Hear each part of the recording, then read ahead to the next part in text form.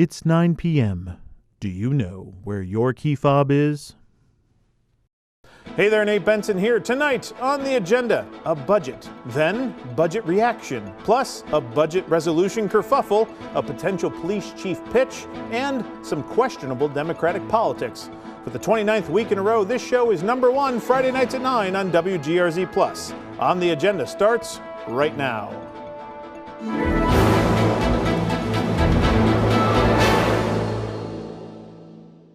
Thanks again for watching. This week, Mayor Ryan announced his $681 million budget that also includes a 25% property tax levy increase. We talked about this budget at length on this show for many, many weeks, so let's go to the mayor and hear his pitch to the residents of Buffalo. So this budget is more than about closing this year's budget gap. It's about restoring a foundation. If Buffalo was an airplane, we're in a tailspin going straight down. We're going to pull back on the stick and we're going to start going up. It's the first time we're going to go up in a good number of years. But this budget will put us on sound fiscal footing for the first time in a generation. And that's what the people of City of Buffalo deserve. So how bad's the problem? Oh, it's pretty bad. It's a deep problem. So our city, it's demonstrated by this building, is literally falling apart. The first vehicle you see is a fire response vehicle. The second is a police cruiser. Those cruisers are going 24 hours a day. The maintenance cost is unbelievable. We don't have enough police cars for our police department. And the third slide is one that really hits my heart. You might think that's a scene from some zombie apocalypse movie, but that is a woman's changing room in a pool that was open for City of Buffalo residents last year. That's what we're delivering to the people of the City of Buffalo, and that's got to change. So this is pictures of the building we're in now, and I just remind you, that's a wash bay. It's supposed to be drained and dry after we wash our vehicles. We store salt in here next to vehicles. The salt's always wet, leads to further corrosion. Broken windows, roofs with gaping holes. You see, the netting is to prevent debris from falling on people. This is where people come to work each and every day. They deserve better than this. So we're operating on a shoestring. For DPW, the Department of Public Works, the department that touches people most directly, we budget $26 million. Rochester, a smaller city, they spend $45 million. Syracuse, a much smaller city, spends $37 million. This is why we don't have enough snowplows to plow our street. We don't have enough garbage trucks to pick up our garbage. So how did we get here? It took us a while to get here, but I'll tell you the tale. So this is revenues and taxes from other upstate cities, Yonkers, Syracuse, Buffalo, and Rochester. So for over a decade, when other fiscally stable cities raised their taxes incrementally over the years, we chose to do the opposite. We actually cut revenue coming in to the City of Buffalo. If you want to understand why we're in this jam, why this building looks like it does, it's because we chose to decrease revenue for over a decade. But nothing's free. But the add up is what really gets us. So all those years, our compounded losses kept adding upon each other, and that leads to a whopping loss of over $600 million that should have been spent to make our city better. Instead, we essentially threw that money out the window. No other city did this. No other city in New York State, probably no other city in the nation did this. But you see, each and every year, 2016 budget, out of balance, $15,000, which meant we spent more money than we had, $15 million out of balance. Every year we were out. And we were about to hit the brick wall in 2020, and then the ARPA money came in. So look at the amount of ARPA money we spent. $65 million, $50 million, $52 million. Other cities, you know what they did? They used the ARPA money to make once-in-a-generation changes to their city. They bought new snow plows. They installed an internet service for their people. They removed lead paint lines. What did we do with that money? We just paid the electric and gas bills. Once-in-a-generation money that will never come back. So we got to get out of this tailspin we're in. So we have a plan to move forward, and we're going to engage on that plan. So this year we're facing a $109 million budget gap. So our budget starts July 1, and we're $109 million short. So we can't cut our way out of $109 million. We already spend less money than any of our peer cities, and making tens of millions of dollars of cuts will already destroy the fragile services that we offer to the city, people of the city of Buffalo. So we have tools at our disposal. These are the tools in our toolbox. We're going to open the toolbox. The tools are dusty. We're going to dust them off, but we're going to use them. So all these are the tools that we're going to employ this year. If we didn't use any of those tools, we had $109 million, we'd have to raise taxes 60% to close the gap. That's just to continue to offer the subpar services that we offer. But we're not going to do that. We know we got $10 million from Governor Hochul come in. That's going to add in. We got money from the gaming compact, comes in about $10 million.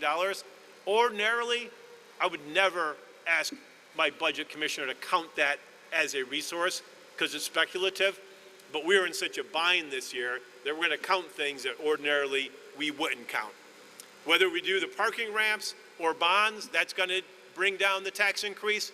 We got some good changes in Medicaid Part D, which will bring down the tax increase, and then we're going to do a foreclosure auction. First time in 7 years. Most people pay their bills when they get the notice in the mail. We have not sent a notice in 7 years. And then we're going to do a better job of collecting our fees and our fines. Right now, we collect less than 10% of fees and fines. People know if you get a parking ticket in Buffalo, you don't have to pay it because we never report that to the state. We dismantled the whole system that we had in place to collect these fines over the last generation. And we did it because we kept cheaping out and we laying people off whose job it was to do this work. But it's all come home to roost, and we know the problems we're facing. So with all those tools in the toolbox, we're going to be able to have our levy increase to only about $45 million. So that's what we're going to do to break even. So we're going to hit all these things. They're in the budget book that is provided, and that's how we're going to build this year's budget. So what were the initial thoughts from the Common Council? 2 on Your Side's Alyssa Clausell spoke to them shortly after the mayor's announcements. And with the sound of a gavel, Buffalo's Common Council officially receives Mayor Sean Ryan's proposed budget for the 26-27 city fiscal year. The $681 million budget proposal is navigating what the Ryan administration says is a $109 million budget gap and a long-standing financial crisis in the city of Buffalo. We know how much our bills are. They're $109 million extra. So we have to go find the money to pay those bills. He's looking to pay those bills with new revenue from fees, fines, and state aid, plus a 25.8% property tax levy increase. We chose to decrease revenue for over a decade, but nothing's free. The mayor says the money would go towards basic city services, including snow removal, infrastructure, and public safety. But there's some pushback inside council chambers. I think it's a much larger tax increase than we need. I just think it's unconscionable to raise taxes this much. Some council members argue the burden is falling too heavily on residents. I'm sure there will be a tax increase, but everybody should have to help in this burden. Chris Scanlon, who helped shape last year's city budget as acting mayor, says there may be other ways to close the gap. I'm well aware that it costs money to do the business of the city of Buffalo. But I think that there's other ways around it. Still, not everyone on council disagrees with the need for change. The sound of some council members of just saying we should keep everything low, keep everything flat, as if nothing in our districts needs to get done is just not facing reality at all. According to Mayor Sean Ryan, the tax hike varies by home value, so the more your property is worth, the more you'll likely pay. Councilman Mitch Nowakowski mapping that out. And as you see, it's really in that Elmwood Village, Delaware District, waterfront, Allentown area. But there's also concern about who ultimately pays the price. My biggest apprehension is, does this inflict a tax rate onto renters who then have to eat it? And what do the people think? Two on your side, senior man on the street correspondent Nate Benson found out for us earlier this week. Mayor Ryan painted a bleak picture Wednesday afternoon. If Buffalo was an airplane, we're in a tailspin going straight down. And says his $681 million budget that comes with plans for a 25.8% property tax increase, double the amount of revenue from fines and penalties, increases the budgets for sanitation and DPW to improve city services, are necessary to move the city forward. No magic numbers, no kicking the can, not just no decreasing expenditures arbitrarily. These are real numbers. This is what it costs to operate the city of Buffalo. So I hit the streets looking to talk with city dwellers and homeowners to get their reaction to the mayor's budget announcement. And at first, Looking back, I didn't realize how windy it was today. I think my sign's a little flimsy for what we're trying to achieve. We're just gonna, okay. it wasn't going well.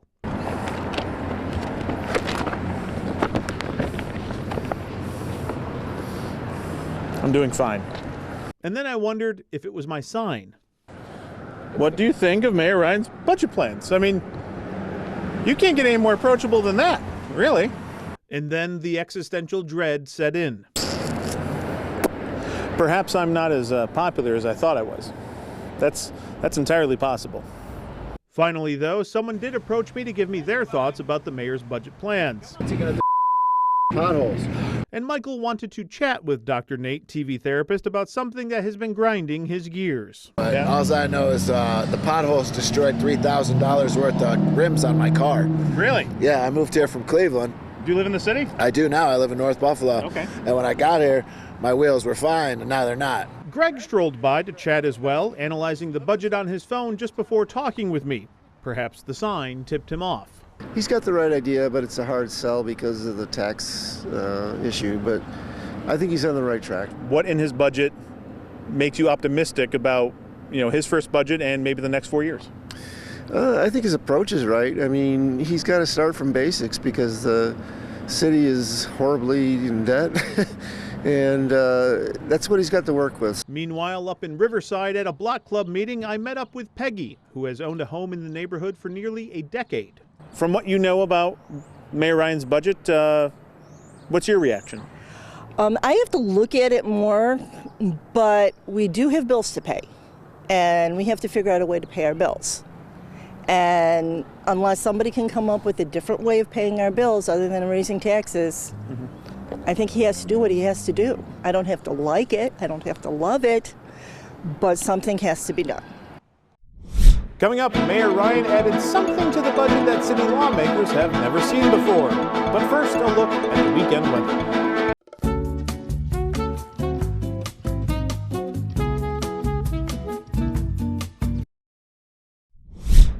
Welcome back. Mayor Ryan added a resolution to his 2026-2027 budget, something lawmakers were stunned by, mainly because they were left in the dark about it. Here's an extended version of my story about this from earlier this week. On page 410 of Mayor Ryan's budget book is something no one I spoke to in city government has seen in a Buffalo budget before: a budget resolution. It's only 2 3/4 pages long, but in a nutshell, The idea is simply to take the various items that are in the budget itself and codify authorization to actually enact on them, as well as some other more modest language about things like fixing technical corrections, being able to enter into grants that are already contemplated in the budget, things like that. Why? Why do this? So it's a pretty standard practice, like I said.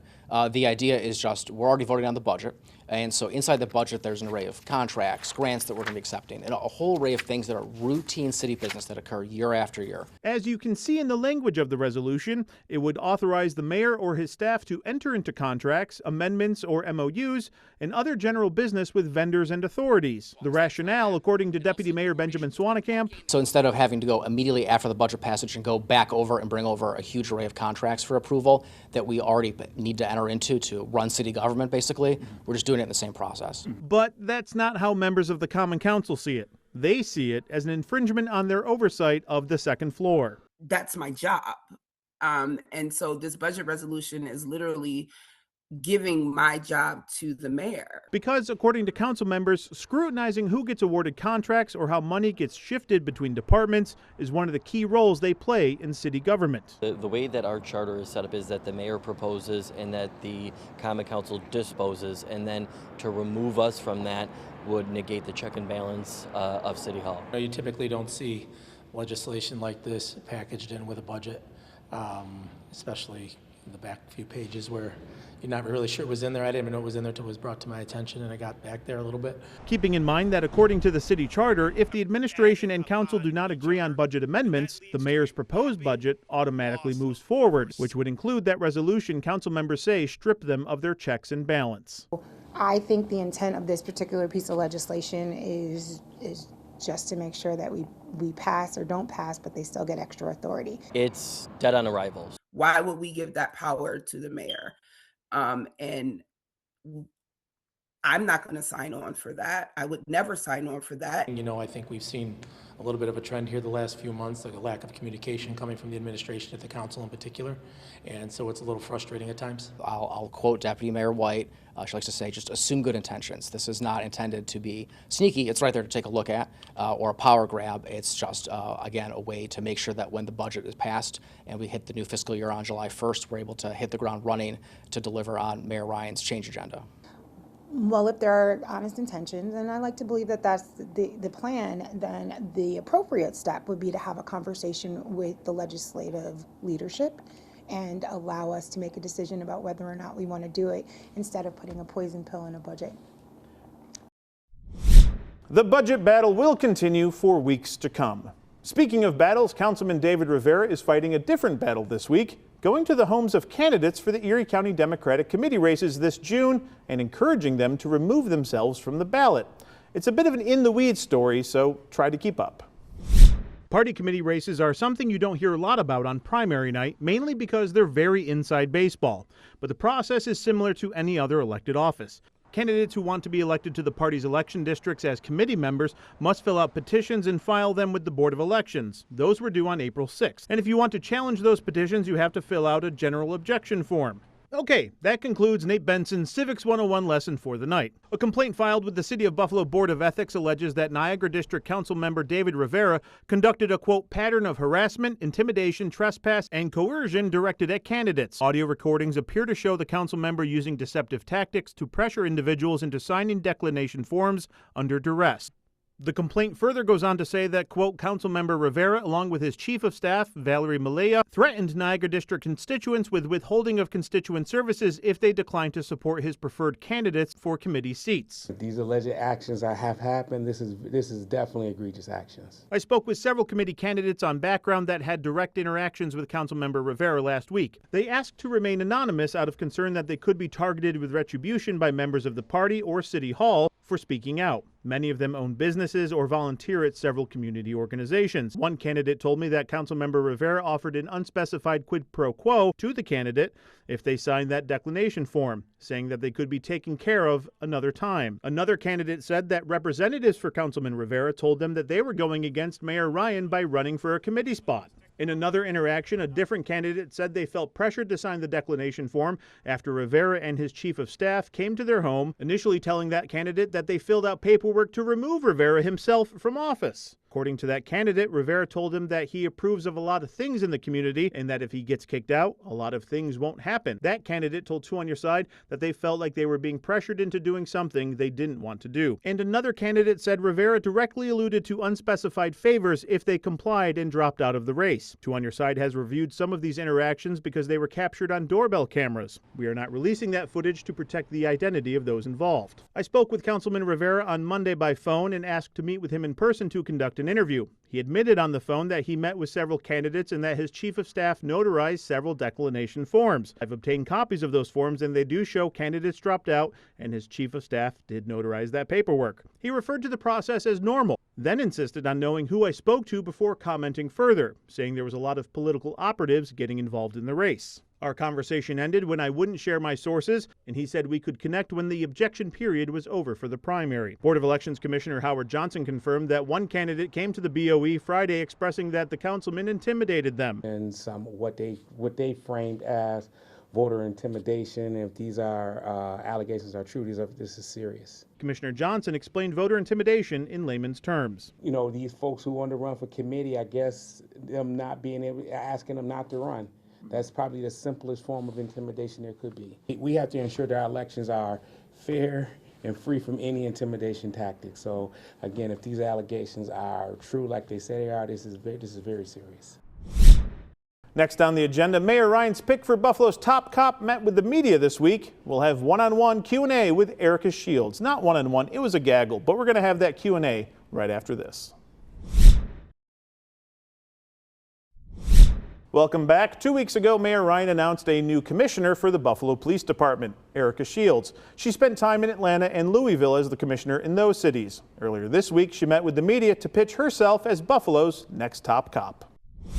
But first, if I could talk about me for a second. Here I am at City Hall Tuesday afternoon where I'm stuck. I'm stuck between, I think, the 7th floor. I was trying to go to the council meeting before a press conference, and the elevator stopped working. It's a little hot. I have not established a P corner yet, but it's on the table. Now, I don't know if this is a metaphor for city government or cosmic punishment for wearing a warm vest indoors, but I digress. Mayor Ryan's pick for the next Buffalo Police Commissioner met with the media on Tuesday to outline her vision for the Buffalo Police Department under her leadership. As for the return of the foot patrol that community advocates have been asking for. So I want to absolutely sit down with the union and talk through with them what we need to do to have foot patrol and bike patrol. I'm a huge believer in it, and I think the key is finding officers who want to do it.